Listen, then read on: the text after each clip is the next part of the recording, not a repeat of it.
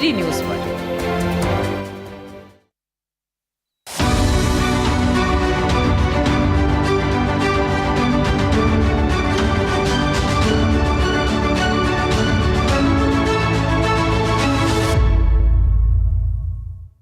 नमस्कार। इस विशेष कार्यक्रम में आप सभी दर्शकों का बहुत बहुत स्वागत है।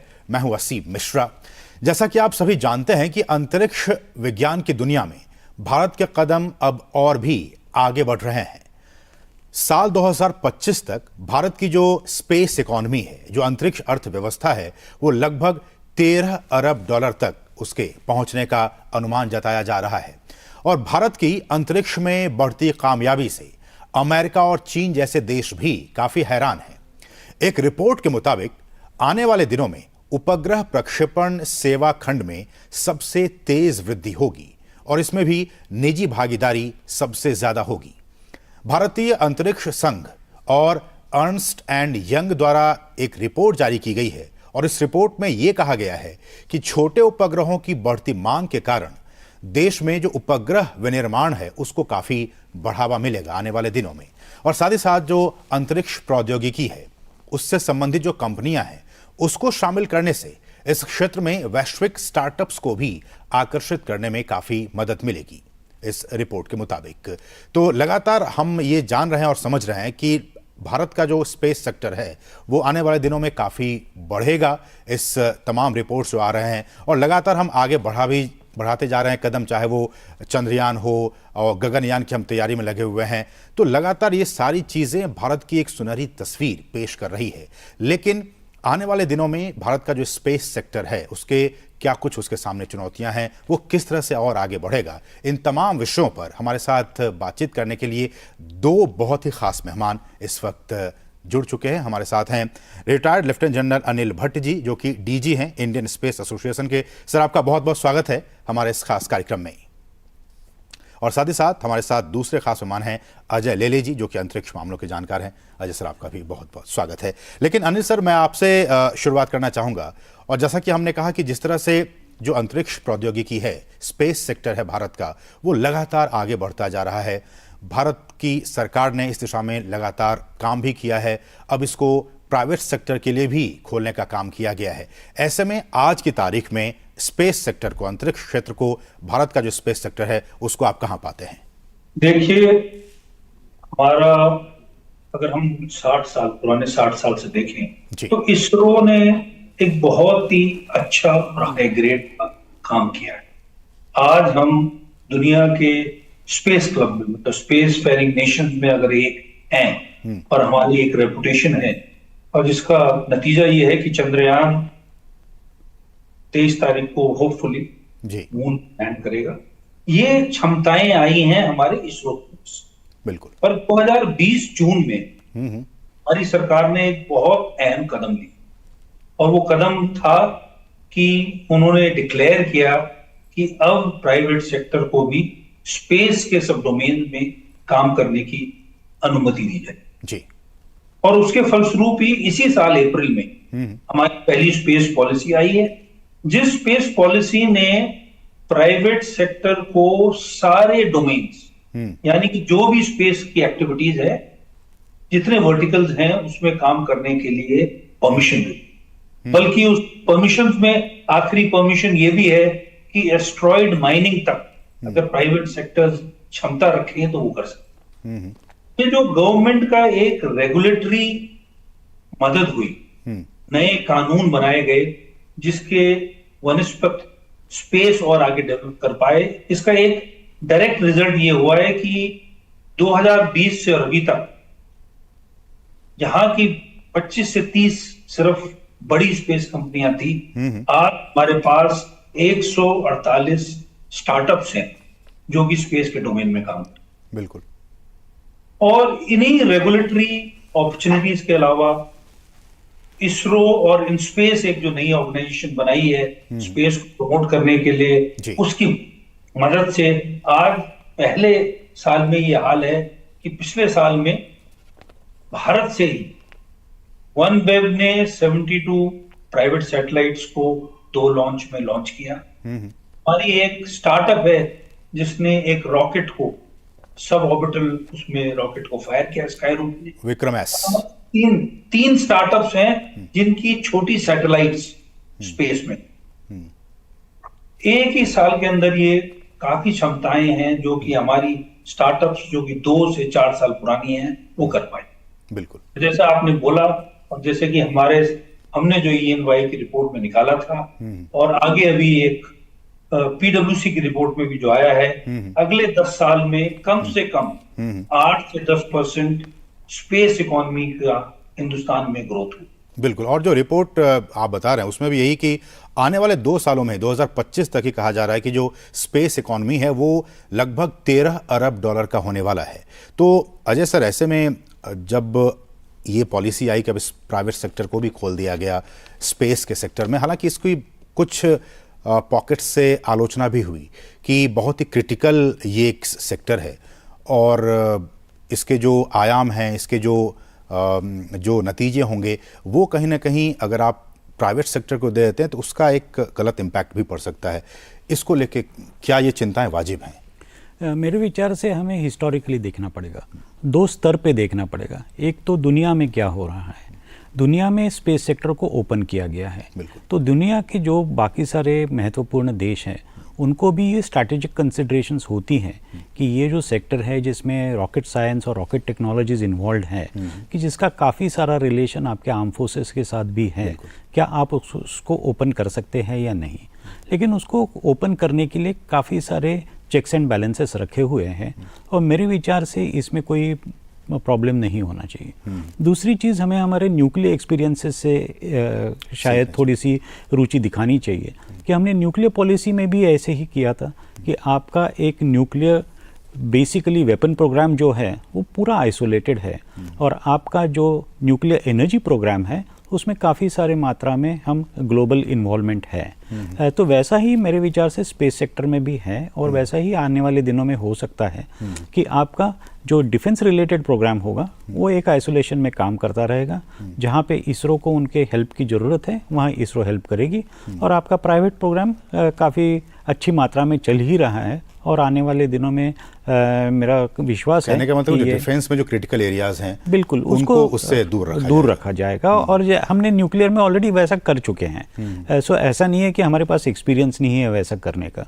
और ग्लोबली भी अगर हम देखेंगे, अमेरिका का भी स्पेस प्रोग्राम है, नासा बड़े मात्रा में इन्वॉल्व होता है डिफेंस प्रोग्राम के साथ और सिविलियन प्रोग्राम के साथ, बट वो अच्छी तरह से चल सकता है। लेकिन अनिल सर, ये बताइए कि जिस तरह से हमने कहा कि प्राइवेट सेक्टर के लिए खोल दिया गया इन तमाम चीज़ों को, कुछ सालों पहले तक ये आलोचना होती थी कि जो स्पेस सेक्टर है भारत का उसमें जो इन्वेस्टमेंट होना चाहिए, चाहे वो सरकारी निवेश की बात हो, वो उतना नहीं हो पा रहा है। लेकिन हमने देखा कि उसको भी चेंज किया गया, अब काफ़ी अच्छा निवेश किया जा रहा है, प्राइवेट निवेश भी आ रहा है। लेकिन इन तमाम चीज़ों को होते हुए भी अभी हमारा जो स्पेस सेक्टर है भारत में वो अमेरिका के मुकाबले, चीन के मुकाबले, जापान के मुकाबले, फ्रांस के मुकाबले किस स्थिति में है?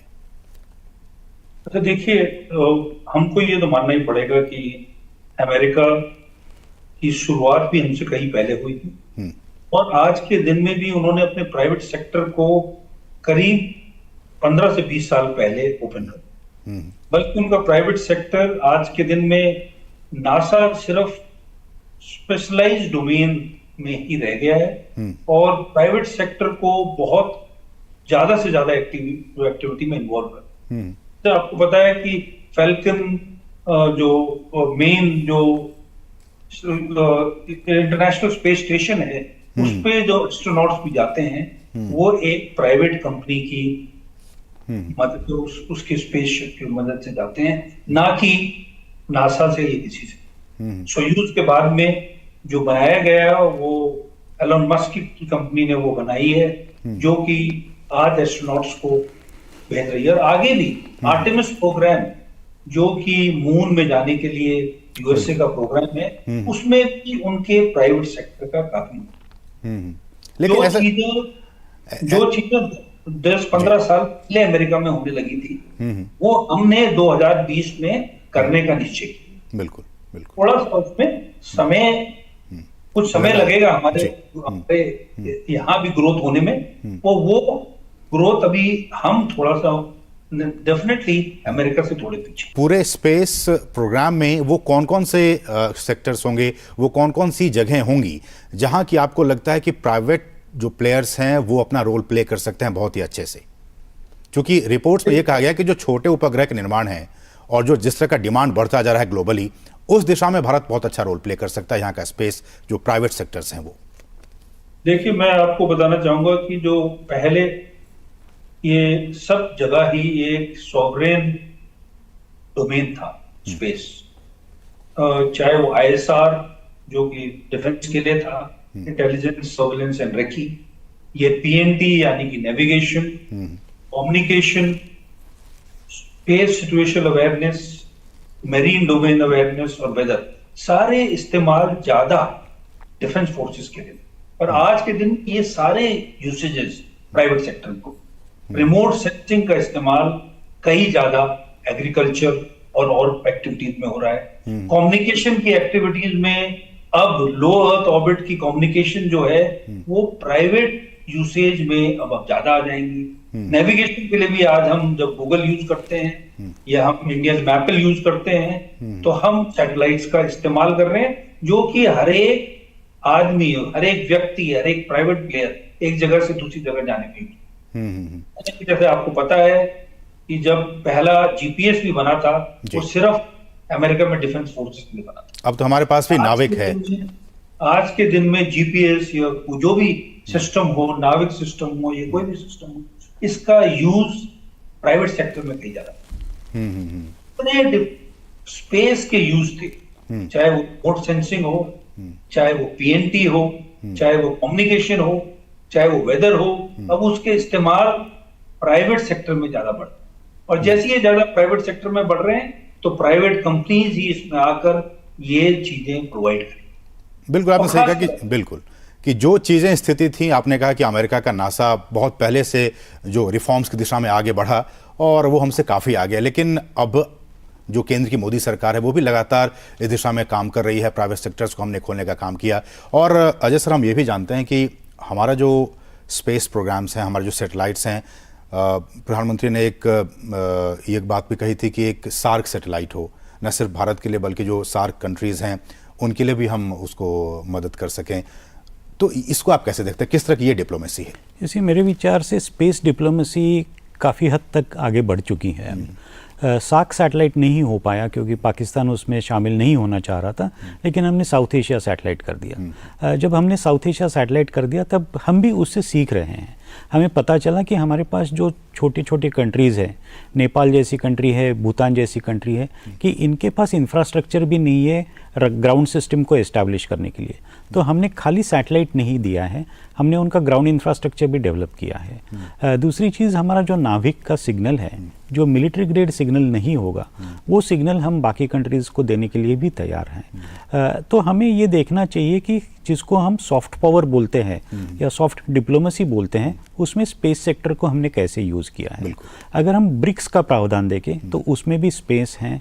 अगर हम इंडो यूएस डील देखें रिसेंटली जो हुआ था प्राइम मिनिस्टर के विजिट में, तब भी स्पेस भारी मात्रा में था। तो हम स्पेस का काफ़ी अच्छी मात्रा में डिप्लोमेसी के लिए, इकोनॉमिक के लिए यूज़ कर रहे हैं। लेकिन अनिल सर, इन तमाम चीज़ों को जब स्पेस सेक्टर को हमने खोल दिया, तमाम प्राइवेट प्लेयर्स इन्वॉल्व हो रहे हैं, अमेरिका भी इंटरेस्ट ले रहा है, चाइना इंटरेस्ट ले रहा है, लेकिन बहुत से लोग ये कहते हैं कि जो डेटा कलेक्ट करेंगे हमारे सैटेलाइट्स या इसरो के थ्रू, जो डेटा कलेक्शन होगा, उस डेटा को शेयर क्या हम करेंगे, क्या शेयर करना उचित होगा? अच्छा देखिए, आज के दिन में भी जैसे रिमोट सेंसिंग का डाटा है, वो सिर्फ इंडियन इसरो की सैटेलाइट से ही नहीं मिलता है। हम भी आज के दिन में इंटरनेशनल सैटेलाइट से, यानी कि जैसे मैक्सर हुआ, प्लैनेट एम हुआ, और कंपनियां हैं, उनसे डाटा लेके उस डाटा को एनालाइज करते। और ये निश्चय ही है कि जो हम हाईली सेंसिटिव डाटा बनाएंगे और कलेक्ट करेंगे, उस पे कंट्रोल रहेगा। कुछ से जो मोस्ट सेंसिटिव एरियाज का डाटा होगा, ये जो डाटा ऐसा होगा कि जिसकी सेंसिटिविटी ज्यादा है, उसको डेफिनेटली शेयर नहीं किया जाएगा। और बहुत सा ऐसा डाटा है जो कि आज के दिन में भी ओपन सोर्स में अवेलेबल है, ये आज में भी इंटरनेशनली अवेलेबल है और इसके नॉर्म्स हैं और वो नॉर्म्स हमको अपने यहाँ भी बनाने पड़ेंगे कि उसको कंट्रोल करने पड़ेंगे। तो क्या ऐसे में क्या इंडियन गवर्नमेंट सर ये कह सकती है कि हम ये सेंसिटिव डेटा है, हम इसको शेयर नहीं कर सकते हैं? क्या ये भारत कह सकता है आने वाले दिनों में? ये चेक्स एंड बैलेंसेस तो डेफिनेटली भारत को बनाने पड़ेंगे और हर एक देश, हर एक सॉवरेन देश अपने के लिए बनाता है। और जो डाटा हमारे लिए सेंसिटिव है और जो इलाकों का डाटा हम चाहेंगे कि वो ओपन डोमेन में ना आए, उसको डेफिनेटली भारतीय सरकार कंट्रोल में रखेगी। अजय सर, आपका क्या कहना है कि चूंकि डेटा को लेके बहुत सारी होती है कि हम ये डेटा नहीं रिलीज कर सकते हैं, नहीं शेयर कर सकते हैं, और जब हमने खोल दिया है प्राइवेट सेक्टर के लिए, बाकी कंपनियां इन्वेस्ट करेंगी तो वो चाहेंगे कि हमें वो डेटा मिले। इसमें दो तीन चीजें हैं। एक तो चाइना का एग्जांपल हमारे पास है, वो डेटा किस तरह से मिसयूज करता है। बिल्कुल। एक तो हमारा ऑलरेडी पॉलिसी हो चुका है कि प्राइवेट सेक्टर क्या कर सकता है। जो अप्रैल में पॉलिसी आया था उसमें प्राइवेट सेक्टर को बेसिकली चेक्स एंड बैलेंसेस और उन्हें क्या करने की ज़रूरत है वो देखा गया है।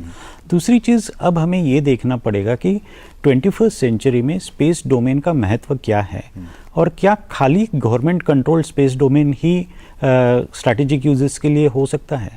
हम यूक्रेन वॉर का एग्जाम्पल देखेंगे तो प्राइवेट सेक्टर ने या प्राइवेट स्पेस एजेंसीज ने बहुत बड़ी मात्रा में यूक्रेन को हेल्प किया है सैटेलाइट डेटा देने के लिए।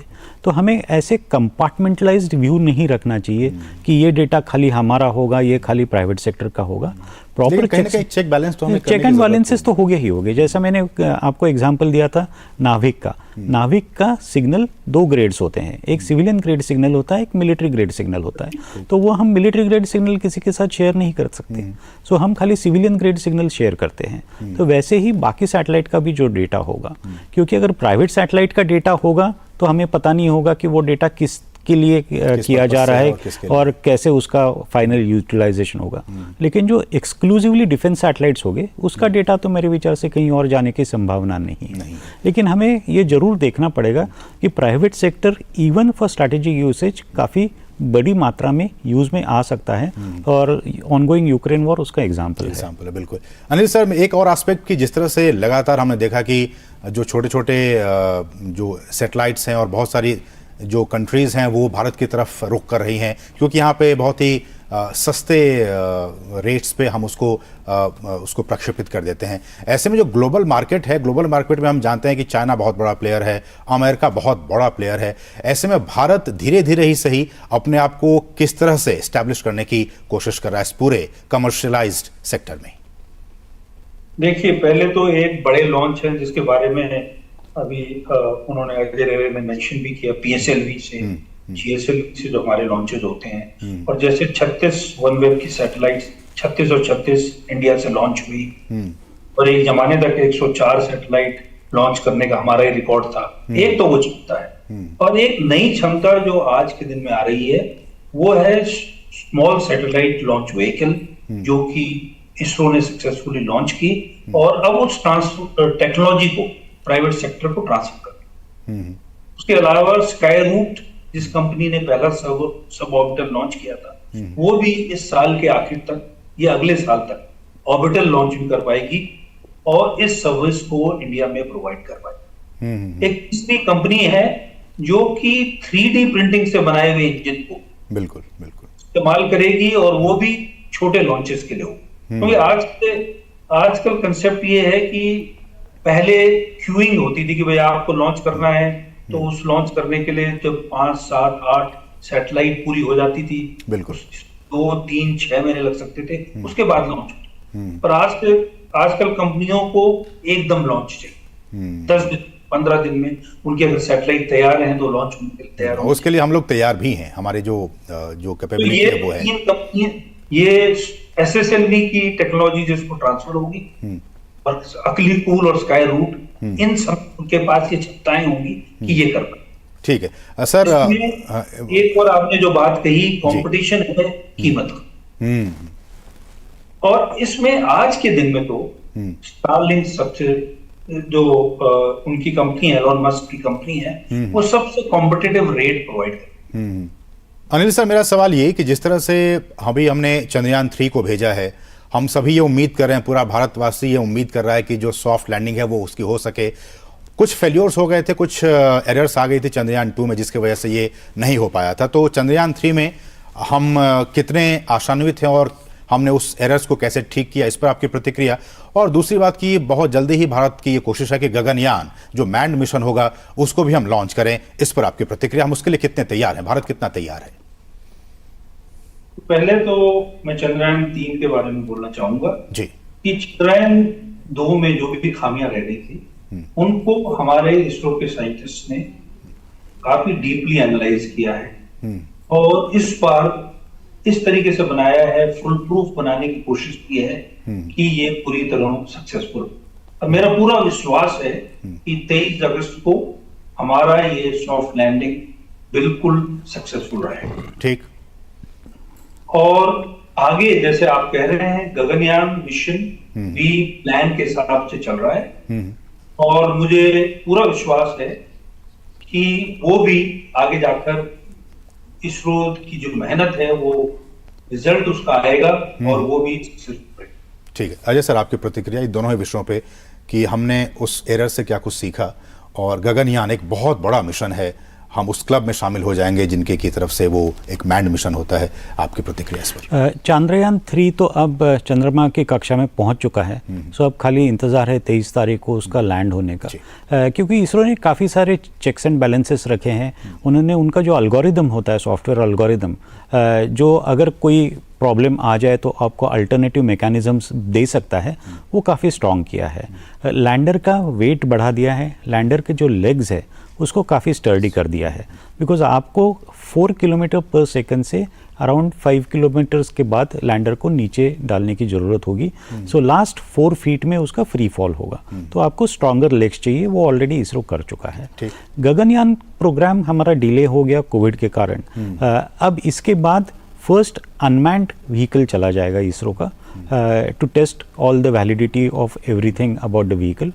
उसके बाद और एक टेस्ट होगा और फाइनली मेरे विचार से 2025 के एंड तक हम शायद मैन्ड मिशन कर सकते हैं। यहाँ पे मैं और एक प्रोग्राम का जिक्र करना चाहता हूँ जो इसरो लॉन्च करने वाला है, आदित्य L1 करके। ये बेसिकली सन को देखने वाला सैटेलाइट है। मेरे विचार से ग्लोबल परिप्रेक्ष्य में ये बहुत इंपॉर्टेंट मिशन है। चंद्रयान मिशन के होने के बाद तुरंत ही ये मिशन भी लॉन्च हो जाएगा। अनिल सर, आखिर में, बिल्कुल आखिर में एक छोटी छोटी प्रतिक्रिया कि आने वाले दिनों में 2025, 2030, 2047 जब भारत विकसित देश बनने की दिशा में आगे बढ़ रहा है, अभी स्पेस सेक्टर, भारत का अंतरिक्ष क्षेत्र जो है, उसको आप कहाँ पाते हैं? मुझे पूरा विश्वास है कि जो हमारी गवर्नमेंट ने निश्चय किया था कि हमारे पास स्पेस इकोनॉमी का मात्र 2.3% हिस्सा है, ये अगले 10 साल में निश्चय ही 8 से 10% तक पहुंच जाएगा। ठीक। और आगे बढ़ने में मेरा विश्वास है कि ये और ज्यादा बढ़ेगा। जिस हिसाब से पूरा एनवायरमेंट प्राइवेट सेक्टर के लिए इंडिया में क्रिएट किया गया है, मुझे पूरा विश्वास है कि हम एक मेजर स्पेस डोमेन में प्लेयर बनेंगे, बन जाएंगे। ठीक है अजय सर, आपकी प्रतिक्रिया? मेरे विचार से हमारा जो अभी तक का ट्रैवल है वो अच्छी तरह से हो रहा है। जैसे ही FDI आएगा उससे ज़्यादा इन्वेस्टमेंट्स आ जाएंगे। जितना जल्दी FDI के ऊपर डिसीजन हो सकता है इतनी जल्दी मेरे विचार से इन्वेस्टमेंट्स आ जाएंगे, क्योंकि ग्लोबल स्पेस मार्केट अभी परिपक्व है। अगर हम 10 साल पहले की बात करते तब इतने सारे आपके पास प्रावधान नहीं थे। तब ग्लोबल इंटरनेट नहीं था, स्पेस बेस्ड इंटरनेट नहीं था, IoT के लिए सैटेलाइट्स नहीं थे। सो ये राइट टाइम इन हिस्ट्री है। इंडिया ऑलरेडी उसको समझ चुका है और FDI अगर आ जाएगा तो और जल्दी हमारा प्रोग्रेस हो जाएगा। ठीक है, तो लबोलुबाब ये और समझने की बात यह है कि आने वाले दिनों में, जैसा कि हमारे दोनों ही एक्सपर्ट मेहमान कह रहे हैं, कि जो भारत का जो स्पेस सेक्टर है आने वाले दिनों में उसका जो भविष्य है वो वाकई सुनहरा है। और अगर FDI के जरिए और भी पैसे आएंगे तो और भी इसमें उन्नति होगी और भी विकास होगा। और